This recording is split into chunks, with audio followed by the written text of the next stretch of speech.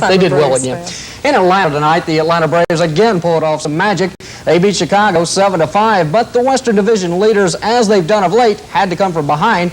Glenn Hubbard got the game winner, a two-run homer in the 8th to go on top 6-5. Bob Horner also had a homer, his 6th in 5 days. The Braves win it. Let's check the scoreboard now. There you'll see it.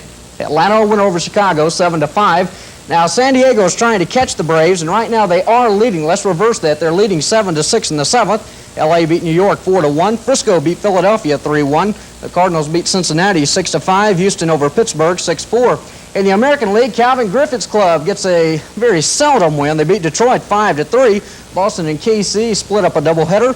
Milwaukee's leading Chicago 7-4 there in the 6th. Texas leads Toronto 3-2 in the 7th.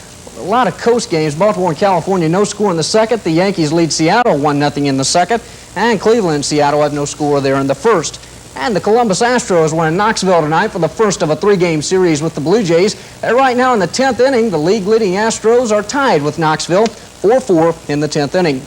And over at Rigdon Park tonight, the Eastern and Northern 9- and 10-year-old Stars squared off for the baseball championship. It was Northern who scores first as Scott Stokes scores on a force play to make it 1-0. Then in Eastern second inning, Damian Riggins scores on a wild pitch, sliding in safely to tie it. And we'll move on to the 2nd inning now. And this will be Northern's fella. He triples out there. That's McAllister.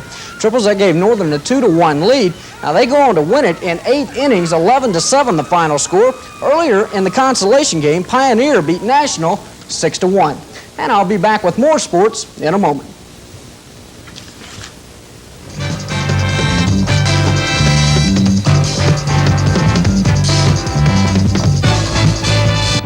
About Auburn Tigers, because the Auburn Tigers hit the road this Saturday as they go to play Florida in a key Southeastern Conference game. Of course, right now the Tigers are 6-1 overall and 3-0 in the Southeastern Conference, but Auburn coach Pat Dye says his team is going with only a hope and a prayer of beating the Gators, while Florida coach Charlie Pale sees this game as a battle of Auburn's explosive offense against Florida's stiff defense. Donald James is 5'7", not a big battle, and it'll be a challenge for our defense.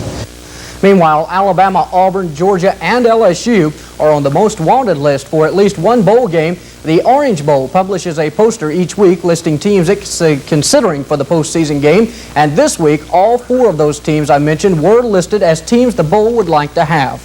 And odds have been posted for this weekend's college football games. And I thought we might take a peek at some of the Southeastern picks. There you see some of them. Florida by 3 is favored over Auburn. That game will be in Gainesville. Gators by 3. Alabama versus Mississippi State. They like the Tide by 11 points.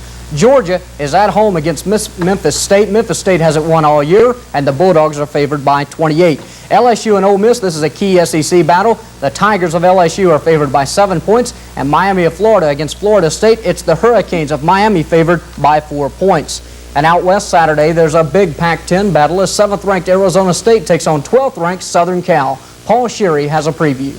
7th-ranked Arizona State will put its perfect 7-0 record on the line when they play host to Southern California Saturday night. From Phoenix, Arizona, Paul Sherry for CBS News. Back to talk softball right after this.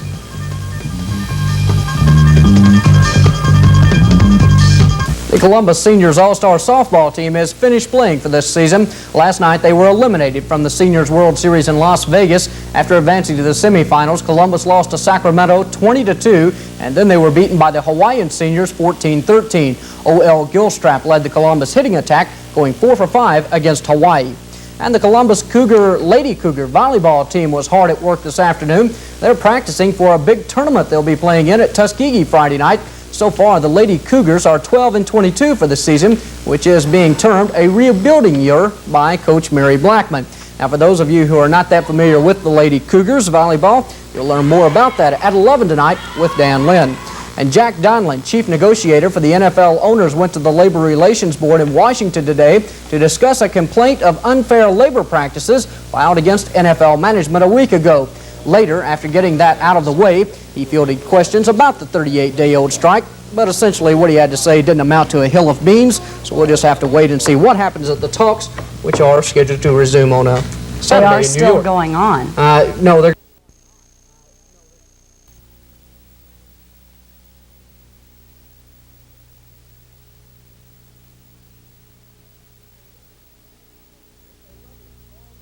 It's a rather small but dedicated group of boxers that work out daily at the North Columbus Boys Club. In fact, right now there are only 11 boxers ages 10 through 17 that are training there. But despite the small number, volunteer coach L.E. Ely is confident about the program. Well, I think with the ones that I've got now, even though it's small, I think if I create enough interest in it and put on my fights here, and the kids see the fights, they'll get interested in it, and I think some of them will come out. Right now, these boxers are training for the upcoming Golden Gloves tournament in Atlanta, January 20th through the 23rd. And you can bet, if there is one thing a boxer doesn't lack, it's confidence in the days before he next fights. I went to Golden Glove last year, and they had lost in the semifinals, and I want to fight that man back again. He regained my title, because I am good. And we just training because I want to win the Golden Gloves. Had a shot last year, but I missed, and I'm still looking for the dude that beat me. And I will defeat him because I train every day. Me and my friend, we train hard. So nobody out there bet against us because we train so hard. Yeah, so I went there last year and won. I'm going to go again this year and defeat again. Because, you know, like, if you go out there, you putting in all the work that you did here out there, so I guess I have a fair chance of winning.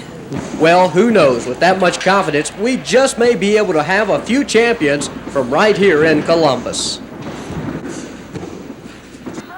While playing high school football for Carver High School, there was never any question that Herman Archie was going to be a good college football player. But I don't think anyone ever imagined Archie would have the kind of freshman year at Georgia as he did. In 9 games, Archie caught 7 passes for 159 yards and 2 touchdowns, and he led the team with an average of 22.7 yards per catch. Well, he certainly fit in our plans well in the last half of the season, has helped us, made some big catches, made a big catch down in the Auburn game and certainly against Florida, and made a very big one, a long touchdown pass against reception against Georgia Tech. So we're very pleased with his progress, and we hope that he'll continue like he has and improve, and if he does, then he'll be a fine player for us. You know, I think Herman could play a key role in the Penn State game, and he's certainly going to have a great future here at Georgia and a great career. In talking with Herman, there was made mention of the fact that a lot of fans want to compare him to former Georgia great Lindsey Scott, but Herman prefers not to worry about that comparison. I go out and try to be, Herman Archie. Lindsey Scott, he was a receiver in himself, and I try to go out and, be Herman Archie instead of trying to, follow somebody else's footsteps. And I feel, if I do that, the people, they'll accept me, trying to be me rather than trying to live up to somebody else's expectations. Jack Church, 3 Eyewitness Sports.